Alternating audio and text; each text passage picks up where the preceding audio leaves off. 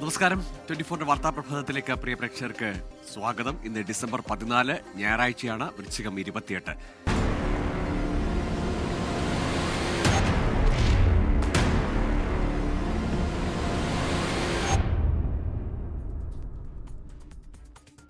News ബ്രേക്സിലേക്ക് വിശദമായി. തദ്ദേശ തെരഞ്ഞെടുപ്പിലേറ്റ കനത്ത പരാജയം പരിശോധിക്കാൻ LDF. ചൊവ്വാഴ്ച ചേർന്ന LDF നേതൃയോഗം തിരഞ്ഞെടുപ്പ് ഫലം വിലയിരുത്തും. മുന്നണിയുടെ പ്രതീക്ഷകളെ തകിടം മറിച്ചുകൊണ്ടുള്ള കനത്ത തോൽവിയിൽ തിരുത്തൽ വേണമെന്ന ആവശ്യം CPI ഇപ്പോൾ തന്നെ ഉന്നയിച്ചു കഴിഞ്ഞു. തിരഞ്ഞെടുപ്പ് ഫലം വിലയിരുത്താൻ CPIM-ന്റെയും CPI-യുടെയും നേതൃയോഗങ്ങൾ നാളെ ചേരുന്നുണ്ട്. മനീഷ് മഹിപാൽ ചേരുന്നു വിശദാംശങ്ങളുമായി തിരുവനന്തപുരത്ത് നിന്ന്. മനീഷ്, മൂന്നാം ഊഴം ലക്ഷ്യമിട്ട് നിന്ന അല്ലെങ്കിൽ അങ്ങനെ പ്രചാരണം നടത്തിയ ഇടതുമുന്നണിക്കും CPM-നുമാണ് കനത്ത തിരിച്ചടി തദ്ദേശ തെരഞ്ഞെടുപ്പിൽ നേരിട്ടിരിക്കുന്നത്. സ്വാഭാവികമായും വലിയ തിരുത്തൽ നടപടികളിലേക്ക് പോകണം. നിലപാടുകളിൽ നയപരിപാടികളിലടക്കം മാറ്റം വരുത്തേണ്ടി വരും.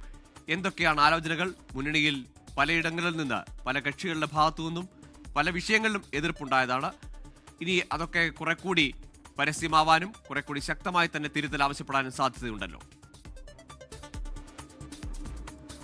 ഗോകുൽ, കേരളത്തിലെമ്പാടും ഇടതുപക്ഷം നേരിട്ട വലിയ പരാജയം, പ്രത്യേകിച്ചും തലസ്ഥാന നഗരം, കേരളത്തിൻ്റെ തലസ്ഥാനമായ തിരുവനന്തപുരം കോർപ്പറേഷനിൽ പോലും അധികാരം നഷ്ടപ്പെടുന്നു. 40 വർഷമായി തങ്ങളുടെ ഇടത് കോട്ട എന്ന് കരുതിയ സ്ഥലം അത് BJP NDA കൈപ്പിടിയിൽ ഒതുക്കുന്നു. അതും മൃഗീയമായ ഭൂരിപക്ഷം, കേവല ഭൂരിപക്ഷം ഇല്ലെങ്കിലും വലിയ ഭൂരിപക്ഷം, 50 സീറ്റിൻ്റെ അടുത്ത് 50 സീറ്റ് BJPക്ക് ലഭിക്കുന്നു. അങ്ങനെ കേരളത്തിലെമ്പാടും ഉണ്ടായ പരാജയം അത് ഇന്നലെ തന്നെ മുഖ്യമന്ത്രി പിണറായി വിജയനൊപ്പം തന്നെ പാർട്ടി സെക്രട്ടറി MV ഗോവിന്ദനും പാർട്ടി അത് പരിശോധിക്കും. വേണ്ട മാറ്റങ്ങൾ വരുത്തി പാർട്ടി മുന്നോട്ട് പോകും. തദ്ദേശ തെരഞ്ഞെടുപ്പിലുണ്ടായ വീഴ്ചകളും എന്തൊക്കെ പോരായ്മകളാണെന്നുള്ള കാര്യം കൃത്യമായി പാർട്ടി പരിശോധിച്ച് അത്തരം കാര്യങ്ങൾ പരിഹരിച്ചുകൊണ്ടായിരിക്കും മുന്നോട്ട് പോകുക എന്ന് ഇന്നലെ അറിയിച്ചിരുന്നു. പ്രത്യേകിച്ചും മധ്യ കേരളത്തിലടക്കം കേരള കോൺഗ്രസ് എമ്മിനും കാര്യമായ സംഭാവനകളൊന്നും ചെയ്യാൻ പറ്റാത്ത ഒരു സ്ഥിതിവിശേഷത്തിൽ ഈ മുന്നണി സംവിധാനത്തിലുണ്ടാകുന്ന മറ്റ് പോരായ്മകൾ ചൊവ്വാഴ്ച ചേരുന്ന LDF യോഗത്തിൽ പരിഗണിക്കും. ഒപ്പം തന്നെ നാളെ ചേരുന്ന CPI-യുടെയും CPIM-ന്റെയും നേതൃയോഗങ്ങൾ ഇത്തരം കാര്യങ്ങൾ പരിശോധിക്കും. പ്രത്യേകിച്ചും തിരുവനന്തപുരം ജില്ലയിൽ CPM-നുണ്ടായ വലിയ പൊട്ടിത്തെറി, ഇന്നലെ മേയർ ആര്യ രാജേന്ദ്രനെതിരെ ഫേസ്ബുക്ക് പോസ്റ്റ് ഇട്ടുണ്ടായിരുന്നു. മുൻ ഭരണസമിതിയിലെ തന്നെ ആരോഗ്യകാര്യ സ്റ്റാൻഡിംഗ് കമ്മിറ്റി ചെയർപേഴ്സണായിട്ടുള്ള ഗായത്രി ബാബു രംഗത്ത് വന്നത്. അങ്ങനെ ഭരണത്തലവനായിട്ടുള്ള മേയറെ തന്നെ കുറ്റപ്പെടുത്തിക്കൊണ്ട് പരസ്യമായ പോസ്റ്റ് ഇടുന്നു. അതിനെ വിമർശിച്ചുകൊണ്ട് ഇന്നലെ പാർട്ടി സെക്രട്ടറി വന്നിട്ട് ഇത്തരം കാര്യങ്ങൾ പാർട്ടിക്കകത്താണ് പറയുന്നത്. അങ്ങനെ തിരുവനന്തപുരം ജില്ലയിൽ ഉണ്ടായ വലിയ പതനം, പാർട്ടിക്കുണ്ടായ വലിയ പതനം, അത് മറ്റ് മുനിസിപ്പാലിറ്റികളിലൊക്കെ തന്നെ വിജയിച്ചിട്ടുണ്ടെങ്കിലും കോർപ്പറേഷൻ നഷ്ടമായത്, അത് 40 വർഷമായി പിടിച്ചിറക്കിയ സ്ഥലം നഷ്ടമായത് വലിയ പോരായ്മ അല്ലെങ്കിൽ വലിയ വീഴ്ചയായി തന്നെ കാണുന്നുണ്ട്. ഇനി ഏറ്റവും ശ്രദ്ധേയമായ കാര്യം, CPM ഈ രീതിയിലുള്ള വീഴ്ചകളടക്കമുള്ള കാര്യങ്ങൾ പരിശോധിക്കുമ്പോൾ BJP തിരുവനന്തപുരം കോർപ്പറേഷനിൽ ആര് മേയറാകുമെന്ന തരത്തിലേക്കുള്ള ചർച്ചകളിലേക്ക് നീങ്ങി തുടങ്ങിയിട്ടുണ്ട്. കേരളത്തിലെ ആദ്യ IPS ഉദ്യോഗസ്ഥയായിട്ടുള്ള R ശ്രീലേഖ നിലവിൽ ശാസ്ത്രമംഗലത്ത് ജയിച്ചു വന്ന കൗൺസിലറാണ്. ഒപ്പം തന്നെ കൊടുങ്ങാനൂർ വാർഡിൽ നിന്ന് ജയിച്ചു വന്ന കോർപ്പറേഷനിലെ BJPയുടെ മുഖമായിട്ടുള്ള സംസ്ഥാന BJP ജനറൽ സെക്രട്ടറി കൂടിയുള്ള VV രാജേഷും പരിഗണനയിലുണ്ട്. അങ്ങനെ 2 പേരിൽ ആരെ പരിഗണിക്കുന്നു? ഒപ്പം തന്നെ ഇന്ന് വൈകിട്ട് 4 മണിക്കാണ് തുറന്ന വാഹനത്തിൽ, അതായത് ഡബിൾ ഡക്കർ ബസ്സിൽ ഇന്ന് BJPയുടെ ആഘോഷ പ്രകടനം നഗരത്തിലുണ്ട്. തിരുവനന്തപുരം നഗരത്തെ വലം വെച്ചുകൊണ്ടുള്ള ആഘോഷ പ്രകടനമുണ്ട്. മറുവശത്ത് അത്തരം കാര്യങ്ങൾ പരിശോധിക്കുന്നു. AKG സെൻറ്റർ നിലനിൽക്കുന്ന വാർഡ് പോലും നിലവിൽ CPM-നെ നിലനിർത്താൻ അല്ലെങ്കിൽ പിടിച്ചെടുക്കാനായില്ല എന്ന വലിയ പ്രശ്നങ്ങൾ പാർട്ടിക്കകത്ത് നിലവിൽ ഉടലെടുക്കുന്നുണ്ട്. മധ്യ കേരളത്തിലും വടക്കൻ കേരളത്തിലും അടക്കം ഉണ്ടായിട്ടുള്ള ഈ പാർട്ടി വോട്ടുകൾ ചോർത്തടക്കമുള്ള വിഷയങ്ങൾ, അത് ശബരിമല വിഷയം ആണെങ്കിൽ അത് പാലക്കാടും പന്തളത്തും ഒക്കെ തന്നെ പ്രതിഫലിച്ചേനെ എന്ന വിലയിരുത്തൽ പാർട്ടിക്കകത്തുണ്ട്. വികസന പ്രശ്നങ്ങൾ അത് മുന്നോട്ട് വെക്കുന്നതിലൊക്കെ ചില സാങ്കേതിക പ്രശ്നങ്ങൾ ഉണ്ടായി എന്ന പാർട്ടിക്കകത്ത് വിലയിരുത്തൽ. ഒപ്പം തന്നെ മണി നടത്തിയിട്ടുള്ള ഈ പ്രസ്താവന അത് വളരെ അനുചിതമായി എന്ന വിലയിരുത്തലും പാർട്ടിക്കകത്തുണ്ട്. എന്താണെങ്കിലും അടുത്ത ദിവസങ്ങളിൽ ചേരുന്ന LDF-ന്റെയും ഒപ്പം തന്നെ രാഷ്ട്രീയ കക്ഷി പാർട്ടി യോഗങ്ങളിലൊക്കെ തന്നെ ഇത്തരം കാര്യങ്ങൾ വലിയ ചർച്ചയാകും. എന്താണ് അടുത്ത നടപടികൾ സ്വീകരിക്കേണ്ടെന്ന കാര്യത്തിൽ തീരുമാനം. ഒപ്പം തന്നെ ഞാൻ നേരത്തെ സൂചിപ്പിച്ചതുപോലെ ഭരണ തലവനെ ആരെന്ന കാര്യത്തിൽ തീരുമാനിക്കുന്ന കാര്യത്തിൽ UDF-ഉം BJP അത്തരം കാര്യങ്ങളിലേക്ക് കൂടി ചർച്ചയിലേക്ക് കടക്കും. ഗോകുൽ, ശരി. ഏതായാലും മൂന്നാം ഊഴം മനസ്സിൽ കണ്ട CPM-നും LDF-നും അപ്രതീക്ഷിതമാണ് തോൽവി എന്ന് തിരിച്ചടി എന്നത് ഇന്നലെ തന്നെ നേതാക്കൾ വ്യക്തമാക്കിയതാണ്. ഇരുത്തി ചിന്തിപ്പിക്കുന്നതായിരിക്കും തെരഞ്ഞെടുപ്പ് ഫലം. ഏതായാലും വിശകലനങ്ങളിലേക്ക് കടക്കുകയാണ് LDF-ഉം CPM-ഉം CPI-യും ഒക്കെ. തിരുവനന്തപുരത്തെ താമര തരംഗത്തിൽ നിയമസഭാ മണ്ഡലങ്ങളിൽ ഉൾപ്പെടെ കണ്ടത് BJPയുടെ തേരോട്ടമായിരുന്നു. സ്ഥാനാർത്ഥി നിർണയം മുതൽ തുടങ്ങിയ ആസൂത്രണ മികവും പ്രധാനമന്ത്രിയെ മുന്നിൽ നിർത്തിയുള്ള പ്രചാരണവും വോട്ടായി മാറിയെന്നാണ് BJPയുടെ കണക്കുകൂട്ടൽ.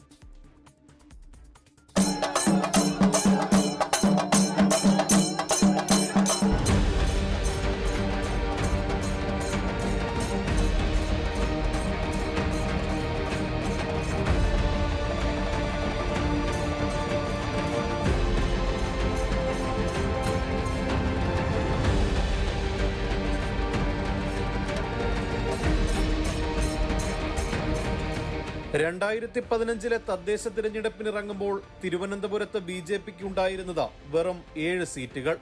അവിടെ നിന്ന് അത് 34ലേക്ക്. 5 വർഷങ്ങൾക്കപ്പുറം 2020 തദ്ദേശ തിരഞ്ഞെടുപ്പ് ഫലം വന്നപ്പോൾ BJPക്ക് വീണ്ടും ലഭിച്ചത് 34 സീറ്റുകൾ. ഇക്കുറി ഈ നില 50ലേക്ക് എത്തിക്കുകയാണ് തലസ്ഥാനത്ത് BJP. കഴക്കൂട്ടം നിയമസഭാ മണ്ഡലത്തിലെ 14 വാർഡുകൾ BJP വെട്ടിപ്പിടിച്ചു. നേമത്ത് 14-ൽ നിന്നും 17 വാർഡിലേക്ക് ഉയർന്നു. വട്ടിയൂർക്കാവിലും തിരുവനന്തപുരം മണ്ഡലത്തിലും വെന്നിക്കൊടി പാറി. പുതുതായി രൂപീകരിച്ച 6 വാർഡുകളിൽ ആലത്തറ, കുഴിവിള, കാര്യവട്ടം, ചെങ്കോട്ടുകോണം, സൈനിക സ്കൂളും BJPക്ക് ഒപ്പം നിന്നു. 40 വർഷമായി CPIM കൈയടക്കി വച്ചിരുന്ന ഇടവക്കോട് ഇത്തവണ കാവിയണിഞ്ഞു.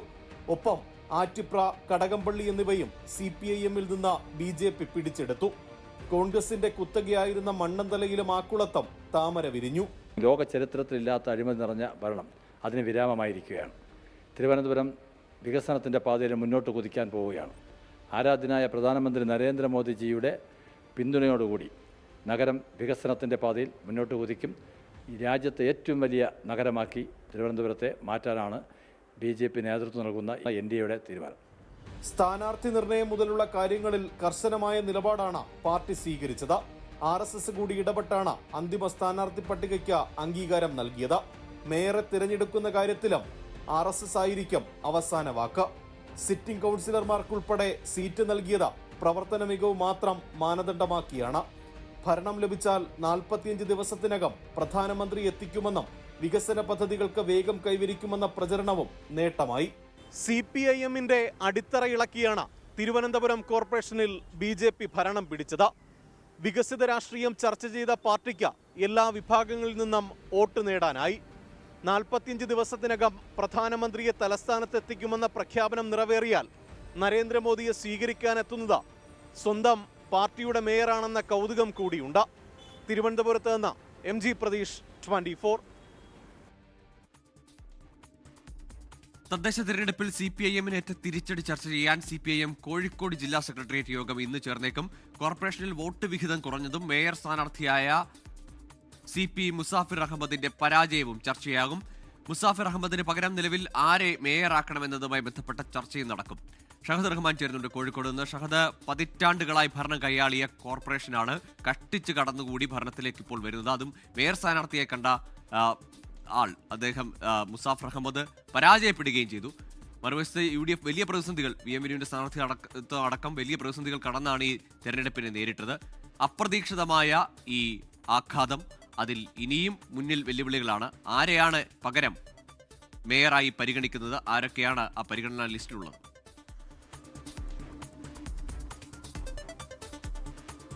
Google, very good morning. Kozhikode സംബന്ധിച്ചിടത്തോളം UDF-ന്റെ ഒരു തരംഗം, സംസ്ഥാനത്തൊട്ടാകമുള്ള തരംഗം, അത് കോഴിക്കോടും വലിയ രീതിയിൽ പ്രതിഫലിച്ചു എന്ന് വേണം നമുക്ക് പറയാൻ. കാരണം CPM-നെ സംബന്ധിച്ച ഇനിയുള്ള ദിനങ്ങൾ അത് ഒട്ടും ശുഭകരമായിരിക്കില്ല എന്ന ഫലമാണ് ഇപ്പോൾ ഇന്നലെ പുറത്തു വന്നിട്ടുള്ളത്. കാരണം ചരിത്രത്തിൽ തന്നെ ആദ്യമായി കോഴിക്കോട് ജില്ലാ പഞ്ചായത്ത് UDF ഭരിക്കാൻ പോകുന്നു എന്നതാണ് ഏറ്റവും പ്രധാനപ്പെട്ടിട്ടുള്ള കാര്യം. ഒപ്പം തന്നെ കോഴിക്കോട് കോർപ്പറേഷനിൽ LDF വിജയിച്ചെങ്കിലും ആ വിജയത്തിന് ഒട്ടും തന്നെ തിളക്കമില്ല എന്നുള്ളതാണ് നമ്മൾ എടുത്തു പറയേണ്ടത്. കാരണം ജസ്റ്റ് പാസ് എന്ന് മാത്രമേ നമുക്ക് ഈ ഒരു ഘട്ടത്തിൽ പറയാൻ സാധിക്കുകയുള്ളൂ. പക്ഷേ ഇനി അങ്ങോട്ടുള്ള ദിനങ്ങൾ അത് ഒട്ടും സുഖകരമായിരിക്കില്ല. മാത്രവുമല്ല, CPM-നെ സംബന്ധിച്ചിടത്തോളം CPM ഈ തോൽവി പഠിക്കാൻ വേണ്ടി ഇന്ന് ഒരു അടിയന്തര യോഗം തന്നെ ചേരുന്നുണ്ട്. സമയം നമുക്ക് കൃത്യമായിട്ട് അറിയിച്ചിട്ടില്ല. പക്ഷേ എന്തായാലും 10 മണിയോടുകൂടി അല്ലെങ്കിൽ 11 മണിയോട് കൂടിയിട്ടായിരിക്കും ആ യോഗം ചേരുക എന്നുള്ളതാണ് നമുക്ക് മനസ്സിലാക്കാൻ സാധിച്ചിട്ടുള്ളത്. അതിൽ പ്രധാനപ്പെട്ട കാരണം CPM ഔദ്യോഗികമായിട്ട് ഈ മേയർ സ്ഥാനാർത്ഥി മുസാഫിർ അഹമ്മദാണ് എന്ന് പറഞ്ഞിട്ടില്ലെങ്കിൽ പോലും പൊതുമധ്യത്തിൽ അല്ലെങ്കിൽ പൊതുവെ CP മുസാഫിർ അഹമ്മദ് ആണ് ഈ മേയർ സ്ഥാനാർത്ഥി എന്ന് പറയാതെ പറഞ്ഞു വെച്ചിട്ടുണ്ട് പല ഘട്ടങ്ങളിൽ പോലും. ആ മുസാഫിർ അഹമ്മദ് 8 നിലയിൽ പൊട്ടി എന്ന് വേണം നമുക്ക് ഈ ഒരു ഘട്ടത്തിൽ പറയാൻ. കാരണം മീഞ്ചന്ത വാർഡിൽ നിന്നുമാണ് മുസാഫിർ അഹമ്മദ് വിജയിച്ച് കയറിയിട്ടുണ്ടായിരുന്നത്. മന്ത്രി മുഹമ്മദ് റിയാസ് അടക്കമുള്ള ആളുകൾ പ്രചാരണങ്ങളിൽ പല വേളകളിൽ അവിടെ എത്തുകയും ചെയ്തിട്ടുണ്ട്. പക്ഷേ എന്നിട്ട് പോലും അവിടെ കാര്യമായി നേട്ടമുണ്ടാക്കാൻ സാധിച്ചിട്ടില്ല എന്ന് CPM സാധിച്ചിട്ടില്ല എന്ന് പറയുമ്പോൾ CPM-നെ സംബന്ധിച്ച് അത് വലിയ തിരിച്ചടി തന്നെയാണ്. ഒപ്പം തന്നെ CPM-ന്റെ ശക്തി കേന്ദ്രങ്ങളിലൊക്കെ തന്നെ അവിടെ ലീഡ് ചെയ്തത് BJP ആണ് എന്നുള്ളതും വളരെ ഗൗരവത്തോടു കൂടിയിട്ടാണ് CPM നോക്കിക്കാണുന്നത്. നമ്മൾ ഈ തെരഞ്ഞെടുപ്പിന്റെ ഓരോ ഘട്ടങ്ങളിലും പറഞ്ഞിട്ടുണ്ടായിരുന്നു. കാരണം BJP-യുടെ വോട്ടുകൾ അത് കോഴിക്കോട് കോർപ്പറേഷനിലാകട്ടെ പഞ്ചായത്തിലാകട്ടെ വളരെ നിർണായകമാണ് എന്നുള്ളത്. കാരണം കഴിഞ്ഞ തവണ BJP കോഴിക്കോട് കോർപ്പറേഷനിൽ ഏകദേശം 2ാം സ്ഥാനത്ത് എത്തി നിൽക്കുന്ന ഒരു സാഹചര്യം ഉണ്ടായിരുന്നു. കാരണം 23-24 ഇടങ്ങളിൽ 2ാം സ്ഥാനത്തായിരുന്നു. അതിന് തൊട്ട് മുകളിൽ ഉണ്ടായിരുന്ന അത്രയും CPM ആയിരുന്നു. പക്ഷേ അപ്പോഴും CPM വേണ്ട വിധത്തിൽ ഒരുപക്ഷെ പ്രവർത്തിച്ചില്ല എന്ന് വേണം ഈ ഒരു ഘട്ടത്തിൽ പറയാൻ. കാരണം വാർഡ് വിഭജനം ഏറ്റവും കൂടുതൽ ഉപകാരപ്പെട്ടിട്ടുള്ളത് BJP-ക്കാണ് എന്നുള്ളത് നമുക്ക് ഈ ഒരു ഘട്ടത്തിൽ പറയേണ്ടി വരും. നിലവിൽ ഇപ്പോൾ CPM കോർപ്പറേഷൻ അധികാരത്തിലേക്ക് എത്തുകയാണെങ്കിൽ വളരെ ചെറിയ വോട്ടിന്റെ ഭൂരിപക്ഷത്തിൽ മാത്രമാണ്, അതായത് 3, 4, 5 വോട്ടുകളുടെ ഭൂരിപക്ഷത്തിലൊക്കെ തന്നെയാണ് CPM ഇത്തവണ അധികാരത്തിലേക്ക് ഏറാൻ പോകുന്നത് എന്നുള്ളതും എടുത്തു പറയേണ്ടതാണ്. അതേസമയത്ത് UDF-നെ സംബന്ധിച്ചും ചെറിയൊരു തിരിച്ചടി നേരിട്ടിട്ടുണ്ട്. ഇത്രയും വലിയ വിജയവും ഇത്രയും വലിയ തിളക്കവും ഉണ്ടെങ്കിലും CPM-ന്റെ കോൺഗ്രസിന്റെ മേയർ സ്ഥാനാർത്ഥിയായിട്ടുള്ള നിയാസിന്റെ തോൽവിയും കോൺഗ്രസും പഠിക്കും. എന്തായാലും അല്പസമയത്തിനകം ഇതുമായി ബന്ധപ്പെട്ട പ്രതികരണങ്ങളൊക്കെ നമുക്ക് വിവിധ തലങ്ങളിൽ നിന്ന് ലഭ്യമാക്കാൻ സാധിക്കും എന്നുള്ളതാണ് നമ്മൾ ഈ ഒരു ഘട്ടത്തിൽ പ്രതീക്ഷിക്കുന്നത്. ശരി ഷഹദ്, ഏതായാലും ജില്ലാ പഞ്ചായത്തിലും കോർപ്പറേഷനിലും അടക്കം വലിയ തിരിച്ചടിയാണ് കോഴിക്കോട് CPM നേരിട്ടത്. ഏതായാലും ഇന്ന് തന്നെ ഒരു ചർച്ചയുണ്ടാകും അക്കാര്യത്തിലൊക്കെ. ജില്ലാ സെക്രട്ടേറിയറ്റ് ചേർന്ന് അക്കാര്യങ്ങളൊക്കെ പരിഗണിക്കും. ഒപ്പം ഇനി പകരം ആര് മേയർ സ്ഥാനാർത്ഥി നിശ്ചയിച്ചിരുന്ന അല്ലെങ്കിൽ മനസ്സിൽ കണ്ട മേയർ സ്ഥാനാർത്ഥി തോറ്റ നിലയ്ക്ക് ഇനി ആരെയാണ് പകരം ആ നിലയിലേക്ക് കൊണ്ടുവരേണ്ടത് എന്നതും ചർച്ചയാകും. കാസർഗോഡ് ജില്ലാ പഞ്ചായത്തിലെ ബേക്കൽ പുത്തിക ഡിവിഷനുകളിൽ ഇന്ന് റീകൗണ്ടിംഗ് നടക്കും. ബേക്കലിൽ UDF സ്ഥാനാർത്ഥിയുടെയും പുത്തികയിൽ NDA സ്ഥാനാർത്ഥിയുടെയും പരാതിയുടെ അടിസ്ഥാനത്തിലാണ് recounting. Bekal division Kanhangad Durga higher secondary സ്കൂളിലും Puthige division Kumbla government higher secondary സ്കൂളിലുമാണ് റീകൗണ്ടിംഗ് നടക്കുക. രാവിലെ 8 മണി മുതലാകും വോട്ടെണ്ണൽ. ബേക്കലിൽ അട്ടിമറി ഉണ്ടായാൽ UDF ജില്ലാ പഞ്ചായത്ത് ഭരണം പിടിക്കും.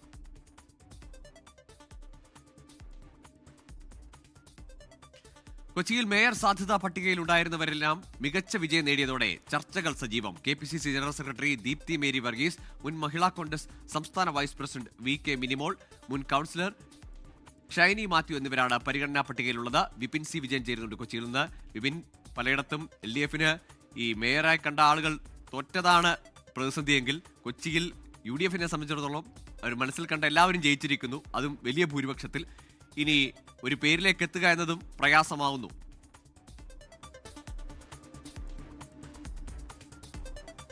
അതേ ഗോകുൽ, തിരുവനന്തപുരത്തെയോ കോഴിക്കോട്ടെയോ ഒരു സാഹചര്യമല്ല കൊച്ചി കോർപ്പറേഷനിലേക്ക് വരുമ്പോൾ അല്ലെങ്കിൽ മധ്യ കേരളത്തിലേക്ക് വരുമ്പോൾ. കാരണം അത്ര വലിയ മിന്നും വിജയമാണ് ഉണ്ടായിരിക്കുന്നത്. ഒരു ഇഞ്ചോടിഞ്ച് മത്സരം എന്ന് പോലും പറയാൻ കഴിയുന്ന സ്ഥലങ്ങൾ വിരലിലെണ്ണാവുന്നത് പോലും ഉണ്ടായിട്ടില്ല. കാരണം അത്ര വലിയ ഒരു മാർജിനിൽ തന്നെ UDF-ന് ഇപ്രാവശ്യം വിജയം നേടാൻ കഴിഞ്ഞിരിക്കുന്നു. അതിൽ കൊച്ചി കോർപ്പറേഷനിൽ കഴിഞ്ഞ പ്രാവശ്യം LDF ആയിരുന്നു.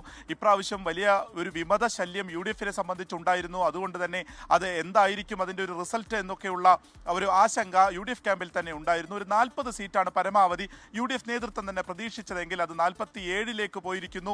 ഈ പറഞ്ഞതുപോലെ മേയർ സ്ഥാനാർത്ഥിയായി ഉയർത്തി കാണിച്ച എല്ലാവരും ജയിച്ചിരിക്കുന്നു. ഇനിയിപ്പോൾ ചർച്ച കൊച്ചി മേയർ ആരായിരിക്കും എന്നുള്ളതാണ്. Deepthi Mary Varghese, KPCC general secretary ആയിട്ടുള്ള ദീപ്തി മേരി വർഗീസിന്റെ പേരാണ് ഏറ്റവും കൂടുതൽ ഉയർന്നു കേൾക്കുന്നത്. ഒപ്പം VK മിനിമോൾ, ഈ 2 പേരുകളാണ് നിൽക്കുന്നത്. ഒരു പക്ഷേ ഒരു സമവായത്തിലൂടെ ഒരു ടേം 2 ടേമായി നൽകാം എന്നിലേക്ക് എത്താം. അതല്ല എന്നുണ്ടെങ്കിൽ ദീപ്തി മേരി വർഗീസിനാണ് കൂടുതൽ സാധ്യത ഈ സമയത്ത് നിൽക്കുന്നത്. മറ്റൊന്ന്, ഇതിനു മുൻപ് കൗൺസിലിൽ ഉണ്ടായിരുന്ന ഷൈനി മാത്യുവാണ്. ഇനി സ്വാഭാവികമായിട്ടും ഇതിൽ നിന്ന് ഒരാളെ കണ്ടെത്തുക, അതിൻ്റെ ചർച്ചകൾ, അതിലൊരു സമവായം എന്നുള്ളതൊക്കെ കോൺഗ്രസ് നേതൃത്വത്തെ സംബന്ധിച്ച് ഒരു വെല്ലുവിളി തന്നെ ആയിരിക്കും. കാരണം ഗ്രൂപ്പ് ഓഫ് സമവാക്യങ്ങളോ ഉൾപ്പെടെയുള്ളവ ഇപ്പോൾ തന്നെ ഉയർന്നു കഴിഞ്ഞിരിക്കുന്നു.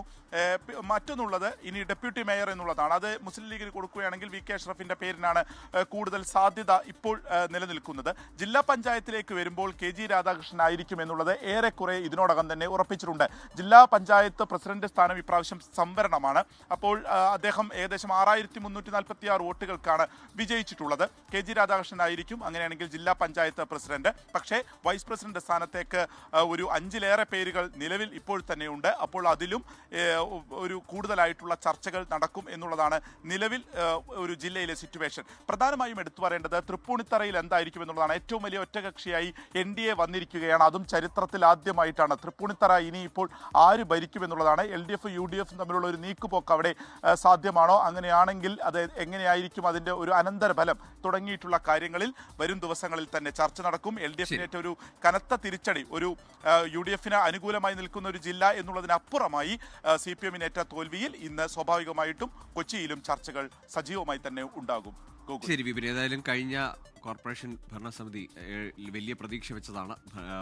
വികസന പ്രവർത്തനങ്ങളൊക്കെ വോട്ടാകുമെന്ന് പ്രതീക്ഷിച്ചാണ് LDF. പക്ഷേ ഏകപക്ഷീയം എന്ന നിലയിലാണ് UDFിന് ജനവിധി ലഭിച്ചത്. ഏതായാലും ഇനി മേയർ ചർച്ചകളിലേക്ക് കടന്നിരിക്കുകയാണ് കോൺഗ്രസ്. പാലക്കാട് നഗരസഭയിൽ ഹാട്രിക് വിജയം ലക്ഷ്യമിട്ടിറങ്ങിയ BJPക്ക് ഇത്തവണ 25 സീറ്റ് നേടി ഏറ്റവും വലിയ ഒറ്റക്കക്ഷിയിലേക്ക് ചുരുങ്ങേണ്ടി വന്നതോടെ BJP അധികാരത്തിൽ നിന്നും താഴെ ഇറക്കാൻ UDF LDF കരുനീക്കം. 18 വാർഡ് നേടി UDFും 9 വാർഡ് നേടി LDFും നില മെച്ചപ്പെടുത്തിയെങ്കിലും സ്വതന്ത്രനെ കൂടെ നിർത്തിയാലേ ഗുണകരമാകും. ഈ ഘട്ടത്തിൽ സ്വതന്ത്രനെ പിന്തുണച്ച് മതേതര ജനകീയ മുന്നണി ഉണ്ടാക്കാനാണ് UDF ശ്രമം. എന്ത് വാഗ്ദാനങ്ങൾ നൽകിയാലും BJPക്കൊപ്പമില്ലെന്നും മതേതര മുന്നണിക്കായി വേണമെങ്കിൽ സഹകരിക്കാമെന്നും സ്വതന്ത്രനും വ്യക്തമാക്കി. എന്നാൽ LDF ഇതുവരെയും നിലപാട് വ്യക്തമാക്കിയിട്ടില്ല. UDFുമായി സഹകരിക്കുന്നതോടെ നിയമസഭാ തെരഞ്ഞെടുപ്പിൽ തിരിച്ചടിയാകുമോ എന്ന ആശങ്കയും LDFിനുണ്ട്. നഗരസഭയിൽ LDF UDF അവിശുദ്ധ കൂട്ടുകെട്ടെന്ന BJP നേരത്തെ തന്നെ ആരോപിച്ചിരുന്നതുമാണ്. ഇന്ന് CPIM ജില്ലാ സെക്രട്ടറി സുരേഷ് ബാബു മാധ്യമങ്ങളെ കണ്ട് നിലപാട് വ്യക്തമാക്കിയേക്കും. കരുനീക്കങ്ങൾ നടന്നില്ലെങ്കിൽ പാലക്കാട് നഗരസഭ 3ാം തവണയും BJP ഭരിക്കും. ഇടുക്കിയിൽ CPIMന്റെ പൊന്നാപുരം കോട്ട എന്നറിയപ്പെട്ടിരുന്ന രാജാക്കാട് പഞ്ചായത്തിൽ ഇത്തവണ കനത്ത തിരിച്ചടിയാണ് നേരിട്ടത്. MM മണി MLAയുടെ മണ്ഡലത്തിൽ ഉൾപ്പെടുന്ന പഞ്ചായത്തിൽ 3 സീറ്റിലേക്ക് LDF ഒതുങ്ങി. 27 വർഷങ്ങൾക്കു ശേഷം UDF ഭരണം പിടിച്ചു. കഴിഞ്ഞ 10 വർഷമായി MM മണി MLAയുടെ മകൾ MS സീതയായിരുന്നു രാജാക്കാട് പഞ്ചായത്തിന്റെ പ്രസിഡന്റ്. മറ്റൊരു മകൾ സുമാ സുരേന്ദ്രൻ CPIM രാജാക്കാട് ഏരിയ സെക്രട്ടറിയാണ്. ഇവിടെയാണ് LDFിന് കനത്ത തോൽവി ഏറ്റുവാങ്ങേണ്ടി വന്നത്. 14 വാർഡിൽ 10ലും UDF വിജയിച്ചു. CPIMന് 2, CPIക്ക് 1, UDFിനെ പിന്തുണയ്ക്കുന്ന ഒരു സ്വതന്ത്രൻ എന്നിങ്ങനെയാണ് കക്ഷിനില. 1/4 നൂറ്റാണ്ടിനു ശേഷം ശക്തമായ തിരിച്ചുവരവാണ് UDFിന്റേത്. മുൻ ബ്ലോക്ക് പഞ്ചായത്ത് അംഗവും റിട്ടയേർഡ് അധ്യാപികയുമായ കിങ്ങിണി രാജേന്ദ്രനെ പ്രസിഡന്റ് സ്ഥാനത്തേക്ക് UDF പരിഗണിക്കാനാണ് സാധ്യത. കോൺഗ്രസ് 8, കേരള കോൺഗ്രസ് 1 എന്നിങ്ങനെയാണ് UDFിന്റെ സീറ്റ് നില. LDFിൽ കേരള കോൺഗ്രസ് M മത്സരിച്ച 2 സീറ്റും പരാജയപ്പെട്ടു. 24 ഇടുക്കി. ശബരിമല സന്നിധാനത്ത് ട്രാക്ടർ തീർത്ഥാടകർക്കിടയിലേക്ക് പാഞ്ഞുകയറി 9 പേർക്ക് പരിക്ക്. 2 പേരുടെ നില ഗുരുതരമാണ്. പരിക്കേറ്റവരെ കോട്ടയം, കോന്നി മെഡിക്കൽ കോളേജുകളിലും പമ്പയിലെ ആശുപത്രിയിലും പ്രവേശിപ്പിച്ചു. വൈകിട്ട് 6:10 അപകടം. ദർശനം കഴിഞ്ഞ് പമ്പയിലേക്ക് മടങ്ങുകയായിരുന്ന തീർത്ഥാടകർക്ക് മേൽ മാലിന്യം കയറ്റിവന്ന ട്രാക്ടർ നിയന്ത്രണം വിട്ട് പാഞ്ഞുകയറുകയായിരുന്നു. നടപ്പന്തലിന് സമീപത്ത് വെച്ചായിരുന്നു അപകടം. ഇടുക്കി സ്വദേശി രാധാകൃഷ്ണൻ, തമിഴ്നാട് വില്ലുപുരം സ്വദേശികളായ വീരമണി, ആനന്ദവേൽ, ആന്ധ്ര സ്വദേശികളായ വീരറെഡ്ഡി, 10 വയസ്സുള്ള ധ്രുവൻ റെഡ്ഡി, നിതീഷ് റെഡ്ഡി, സുനിത, തൊൽസമ്മ എന്നിവർക്കാണ് പരിക്കേറ്റത്. దర్శనం అయిపోయి ఇంటికి వెళ్తున్నాం. ఇక్కడ డెన్ కింద అందరం అటు సైడ్ ఇటు సైడ్ నిలబడుకున్నారు. అందరిని ఒక సైడ్ రమ్మన్నారు టాటర్ అతను. అందరు ఒక సైడ్ రాగానే అతను స్పీడ్గా వచ్చేసి തകലിച്ചേശാടു. പരിക്കേറ്റവരെ സന്നിധാനം ആശുപത്രിയിൽ പ്രവേശിപ്പിച്ച അടിയന്തര വൈദ്യസഹായം നൽകി. ഗുരുതര പരിക്കേറ്റ രാധാകൃഷ്ണനെ കോട്ടയം മെഡിക്കൽ കോളേജിലേക്കും വീരമണിയെ കോന്നി മെഡിക്കൽ കോളേജിലേക്കും മാറ്റി. 2 പേര് സീരിയസ് ആണ്. ഒരു പയ്യനുള്ളത് അബ്ഡമൽ ഇഞ്ചുറിയാണ്. അബ്ഡമൽ ഇഞ്ചുറി ആയതുകൊണ്ട് അവനെ റെഫർ ചെയ്തിട്ടുണ്ട്. സ്കാനൊക്കെ ചെയ്ത് നോക്കാനുള്ളതുണ്ട്. പിന്നെ ഒരു 69 വയസ്സുള്ള മെയിലാണ്. പുള്ളിക്കാരനെ റിബ് ഫ്രാക്ചറാണ്. പുള്ളിക്കാരനെയും ഒഫീഷ്യലി വിട്ടിട്ടുള്ള ഇവർ 2 പേരെയാണ്. പിന്നൊരു ലേഡിയുണ്ട്. പുള്ളിക്കാരിക്ക് ഹിപ്പ് ഫ്രാക്ചറാണ്, പെൽവിക് ഇഞ്ചുറിയാണ്. പുള്ളിക്കാർ പക്ഷേ ഓർത്തോ സർജൻ നോക്കി വലിയ സീരിയസ് അല്ല, പക്ഷേ സ്ലാബ് ഇട്ട് എന്തായാലും ഒരു 6 വീക്സ് കിടക്കേണ്ടതായതുകൊണ്ട് പുള്ളിക്കാരിയും റെഫർ ചെയ്തിട്ടുണ്ട്. കനത്ത മഴയിൽ ട്രാക്ടറിന്റെ നിയന്ത്രണം നഷ്ടപ്പെട്ടതാണ് അപകട കാരണമെന്നും വിശദമായ അന്വേഷണം ആരംഭിച്ചതായും Sannidhanam special officer P Balakrishnan. പ്രാഥമികമായിട്ട് ആ സമയത്ത് മഴയുണ്ടായിരുന്നു. അപ്പോൾ പെട്ടെന്ന് വണ്ടി മുന്നോട്ട് എടുക്കുമ്പോഴേക്ക് സ്ലിപ്പായതാണ് എന്നാണ് മനസ്സിലാവുന്നത്. അത് ഞങ്ങളിപ്പോൾ പരിശോധിക്കുന്നുണ്ട്. അതിന് വേണ്ടിയിട്ട് പ്രത്യേകമായിട്ട് പോലീസ് സംഘത്തെ നിയോഗിച്ചിട്ടുണ്ട്. അതിന്റെ വേഗത പരിശോധിക്കാൻ വേണ്ടിയിട്ട് പോലീസിനെ പ്രത്യേകം നിയോഗിച്ചിട്ടുണ്ട്. ട്രാക്ടർ ഡ്രൈവറെ പോലീസ് കസ്റ്റഡിയിലെടുത്തിട്ടുണ്ട്. 24 സന്നിധാനം. ശബരിമല സന്നിധാനത്ത് ട്രാക്ടർ തീർത്ഥാടകർക്കിടയിലേക്ക് പാഞ്ഞുകയറിയുണ്ടായ അപകടത്തിൽ കേസെടുത്ത് പോലീസ് FIR രജിസ്റ്റർ ചെയ്ത് അന്വേഷണം ആരംഭിച്ചു. ഗുരുതര പരിക്കേറ്റവർ അപകടനില തരണം ചെയ്തു. ശബരിമലയിൽ ഇന്നലെ 80,473 പേർ ദർശനം നടത്തി. സുജിത് സുരേന്ദ്രൻ ചേരുന്നു സന്നിധാനത്ത് നിന്ന്. സുജിത്ത്, ഏതായാലും ഈ പരിക്കേറ്റവർ അപകടനില തരണം ചെയ്തു എന്നത് ആശ്വാസകരമായ വാർത്തയാണ്. ഇനി അന്വേഷണമാണ് നടക്കേണ്ടത്. അതിന്റെ വിവരങ്ങൾ. തീർച്ചയായും ഗോകുൽ ഇപ്പോൾ അപകടനില തരണം ചെയ്തിരിക്കുന്നു. അതായത് ഗുരുതരമായി പരിക്കേറ്റ കോട്ടയം മെഡിക്കൽ കോളേജിലും അതുപോലെ തന്നെ കോന്നി മെഡിക്കൽ കോളേജിലും പ്രവേശിച്ചിരുന്നവരടക്കമുള്ളവരുടെ നില മെച്ചപ്പെട്ടു വരുന്നു എന്നുള്ളതാണ് ആശ്വാസകരമായ ഒരു വാർത്ത. മറ്റൊന്ന്, ഈ സംഭവവുമായി ബന്ധപ്പെട്ട സന്നിധാനം പോലീസ് കേസ് രജിസ്റ്റർ ചെയ്ത് അന്വേഷണം ആരംഭിച്ചിരിക്കുന്നു എന്നുള്ളതാണ്. ഇതിൽ പാലക്കാട് ഇളവഞ്ചേരി സ്വദേശിയായിട്ടുള്ള ട്രാക്ടർ ഡ്രൈവർ നാരായണനെതിരെയാണ് പോലീസ് കേസെടുത്തിട്ടുള്ളത്. ഇതുമായി ബന്ധപ്പെട്ട് 281, അതായത് BNSലെ 281 അപകടകരമായ വാഹനം ഓടിക്കുന്ന വകുപ്പ്, ഒപ്പം തന്നെ വാഹനം ഓടിക്കുമ്പോൾ പരിക്കേൽക്കുന്ന ആളുകൾക്ക് പരിക്കേൽക്കുന്നതുമായി ബന്ധപ്പെട്ടുള്ള വകുപ്പ് 125A, 125B ഇങ്ങനെ 3 വകുപ്പുകൾ ചുമത്തിയാണ് പോലീസ് കേസ് രജിസ്റ്റർ ചെയ്തിട്ടുള്ളത്. സംഭവവുമായി ബന്ധപ്പെട്ട് വിശദമായ അന്വേഷണം പോലീസ് ആരംഭിച്ചിരിക്കുകയാണ്. ഒപ്പം തന്നെ ഈ ട്രാക്ടറുകളുടെ സമയക്രമം പാലിക്കാതെ ചില ട്രാക്ടറുകൾ ഓടുന്ന ഒരു കാര്യവും പോലീസിന്റെ ശ്രദ്ധയിൽപ്പെട്ടിട്ടുണ്ട്. അതായത് തിങ്കൾ മുതൽ വ്യാഴം വരെ ഒരു സമയവും അതിനുശേഷം ഉള്ള ബാക്കി ദിവസങ്ങളിൽ മറ്റൊരു സമയമാണ്. അതായത് 10 മണി മുതൽ 3 മണി വരെ അങ്ങനെയൊക്കെയുള്ള ചില സമയക്രമങ്ങളാണുള്ളത്. ബാക്കിയുള്ള ദിവസങ്ങളിൽ രാത്രി 12 മണി മുതൽ പുലർച്ചെ 3 മണി വരെ, രാവിലെ 3 മണി വരെ ഇങ്ങനെയുള്ള സമയക്രമങ്ങളാണുള്ളത്.